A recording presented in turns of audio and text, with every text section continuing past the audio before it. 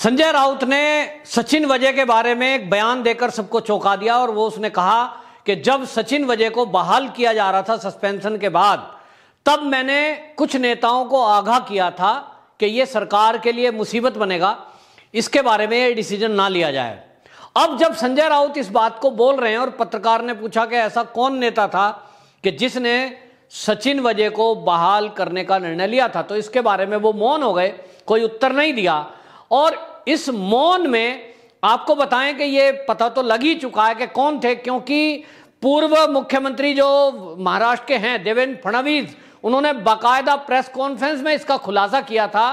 कि जब मैं मुख्यमंत्री था उस समय मुख्यमंत्री जब उस कार्यकाल में उद्धव ठाकरे ने बाकायदा उनको कहा था कि सचिन वजय को बहाल कर दो। और उन्होंने एक कमेटी थी, रिव्यू कमेटी, उसके कानून विदों के और उस सबके जानकारी के बावजूद कह दिए कि मेरे को जब ये पता लगा कि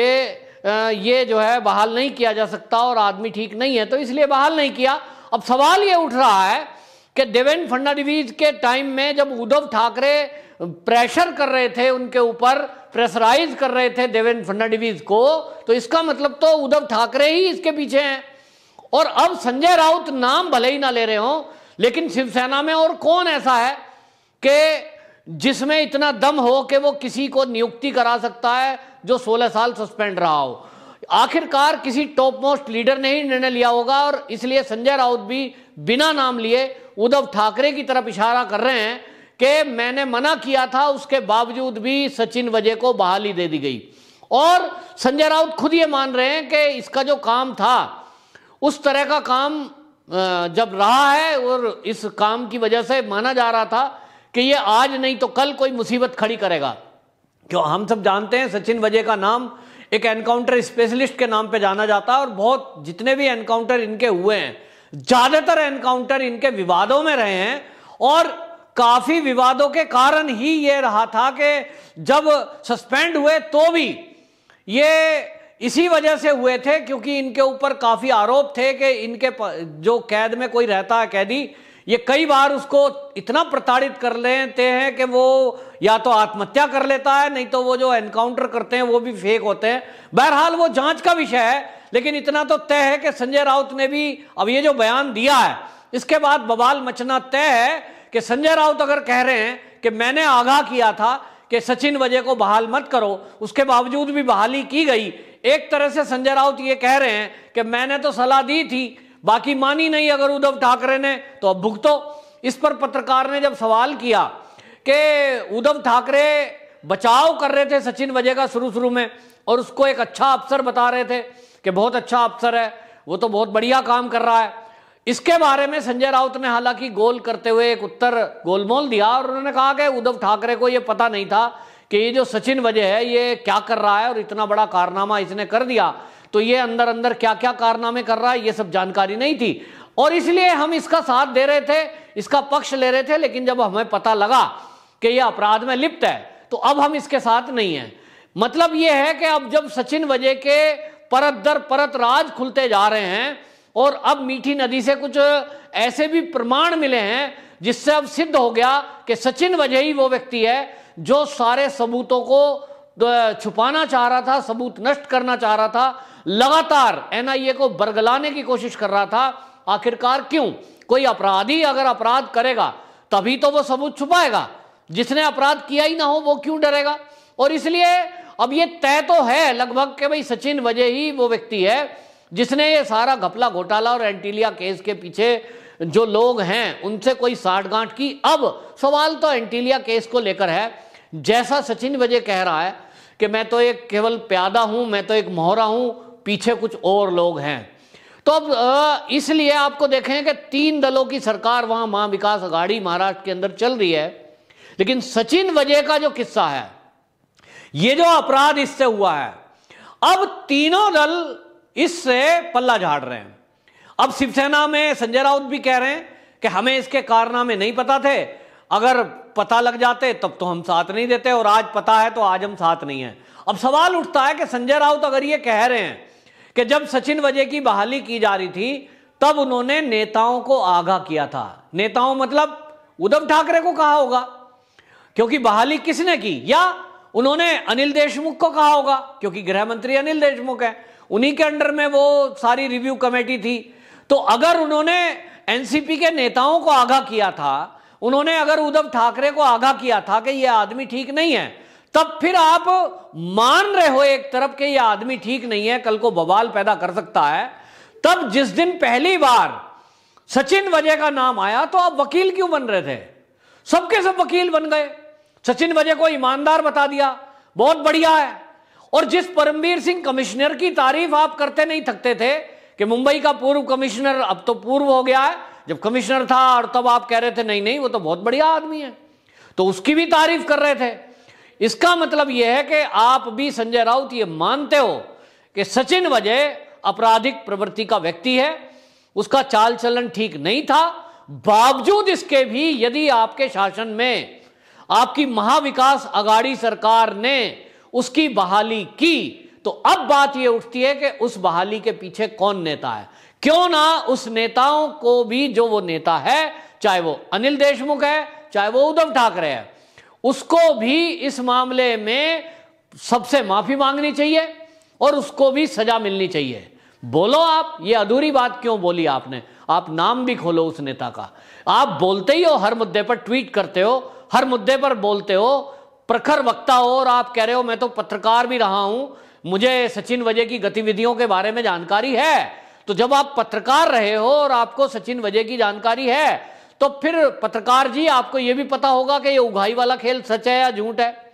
और यह उगाही में कहां कहां चल रहा है। आप पत्रकार रहे हो और आप एक शिवसेना के जाने माने लीडर हो, तो क्या आपके पास ये इनपुट नहीं आए बंबई से कि होटल वाले कह रहे हो जी हमसे उगाही हो रही है, पब वाले कह रहे हो हमसे उगाही हो रही है, डिस्को थिक वाले कह रहे हो, या बार वाले जो चलाते हैं बियर बार, उन्होंने आपको कंप्लेंट ना करी हो? ऐसा नहीं हो सकता। ऐसा तभी संभव है जब इसका कुछ हिस्सा आपको भी आ रहा हो। आपको मतलब शिवसेना के नेताओं को आ रहा होगा, आपको नहीं आ रहा तो उद्धव ठाकरे को जा रहा होगा। जरूर मुंह बंद करने के पीछे, सचिन वजय के खिलाफ कुछ ना बोलने के पीछे कुछ तो स्वार्थ महाविकास अघाड़ी के नेताओं का रहा है, जबकि वो सब लोग जानते हैं और उसके बावजूद भी मौन रहे। सचिन वजय के वकील बनने की वजह क्या है? सचिन वजय के वकील बनकर के बोलने का मतलब ही है कि आपके लिए वो प्यारा है, क्योंकि कमा के दे रहा था, कमा के दे रहा था इसलिए बोल रहे थे। नहीं बोलते तो वो कहता कि मुझे फंसा दिया। असली खेल तो यह है कि सचिन वजय और आप लोगों को किसी को यह पता नहीं था कि इस तरह भी पासा पलटेगा, कभी इस तरह भी फंस जाएंगे। आपको तो लगता था सचिन वजय को, जैसे सुशांत सिंह राजपूत केस में आपने उसको आईओ बना दिया, ठीक एंटीलिया केस में भी जांच की जिम्मेदारी उसी को देंगे, और वही खुद अपराध करने वाला है, सारी साजिश करने वाला है। अब चाहे उसके पीछे सोनिया गांधी हो, चाहे उसके पीछे उद्धव ठाकरे हो, चाहे उसके पीछे शरद पवार हो, हमें नहीं पता कौन है, लेकिन जो भी नेता हो, जब सचिन वजय ही जांच करेंगे तो सचिन वजय तो वहां मुद्दे को खत्म कर देंगे,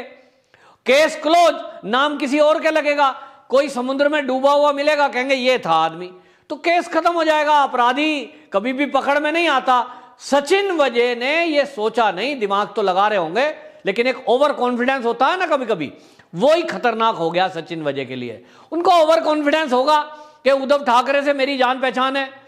मेरे बारे में तो सब जानते हैं, तो सीधी मुख्यमंत्री से बात करूंगा, मेरे को तो पुलिस कमिश्नर कुछ कहने वाला है नहीं, मेरी खास बातचीत है। और अनिल देशमुख के लिए तो आप कह ही रहे हो कि उगाही करके पैसा देता था, तो ऐसा व्यक्ति वो कॉन्फिडेंट रहेगा कि मेरा तो बाल बांका नहीं होगा, और जब जांच भी मेरे पास रहेगी तो मैं कोई तार जोड़ के बता दूंगा कि वो जो जेल में बैठा है दिल्ली में, वो एक आतंकवादी संगठन का आदमी है, उसने ये सारी रची है। देख रहे हैं कौन कौन है, रोज एनकाउंटर करते ही हो, 2-4 आप लोगों को पकड़ करके बंद कर देते, और उगलवाने में आप माहिर हो कि किसी से भी उगलवा दो, बात तो कोई करेगा नहीं, आप कहोगे ये 2 थे, पकड़ लो जी। एटीएस ने पकड़ तो रखे हैं मनसुख हिरेन की हत्या में कि साहब ये हमने पकड़ लिए, अब वो बेचारे थोड़ी बोल रहे हैं कि हम थे कि नहीं थे या क्या हुआ। ये सब का सब पूरी प्लानिंग फेल हो गई असल में एनआईए के आने से। एनआईए बीच में नहीं आता